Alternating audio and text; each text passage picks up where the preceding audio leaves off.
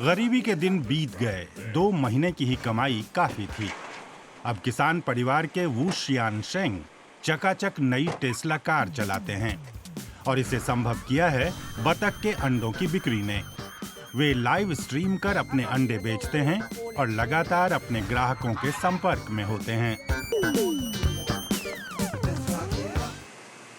चीनी app TikTok पर वे अपनी रोजमर्रा की जिंदगी दिखाते हैं। ये ऑनलाइन चैनल बहुत अच्छा है, पुराने परंपरागत तरीके से बहुत ही अच्छा, जिसमें एजेंट और बिचौलिए सारा पैसा खुद ही चाहते थे। बतख का अंडा चीन की स्पेशलिटी है, नमक में रखकर भाप में पकाया हुआ। देश का लोकप्रिय स्नैक। बिक्री ऐसी बढ़ी है कि वू ने अंडे के स्नैक का उत्पादन चौगुना कर दिया है।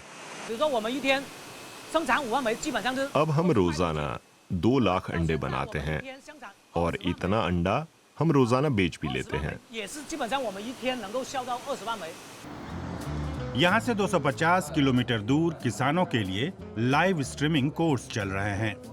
सिर्फ टिकटॉक ही यहाँ सक्रिय नहीं है, अलीबाबा और अमेज़न का चीनी रूप जेडी भी इस बाजार के लिए लड़ रहे हैं। वे युवा किसानों को डायरेक्ट मार्केटिंग के गुर सिखा रहे हैं। बने बनाए स्टूडियो में वे प्रैक्टिस कर सकते हैं। यहाँ किसान सोंग देफांग अपना स्वीट पोटैटो बेच रहे हैं। लाइव स्ट्रीमिंग एक्सपर्ट उनकी मदद कर रही हैं। मैं इन्फ्लुएंसर से बात करता हूँ। वे माहौल को सामान्य बनाने में मदद देते हैं। शुरू में मैं बहुत ही ज्यादा नर्वस था, लेकिन धीरे धीरे बेहतर लगने लगा।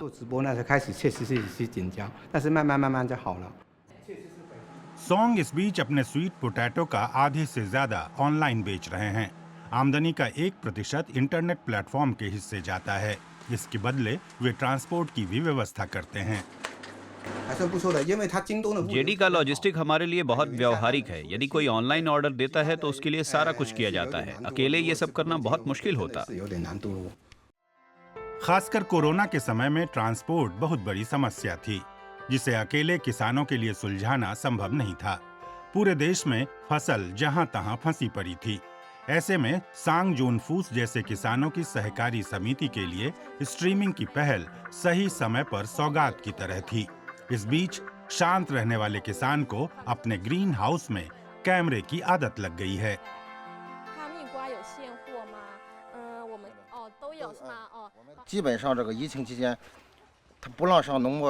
फरवरी और मार्च में कोरोना संकट के दौरान हाट बाजार में जाने की इजाजत नहीं थी, इसलिए लोग ऑनलाइन खरीदने लगे।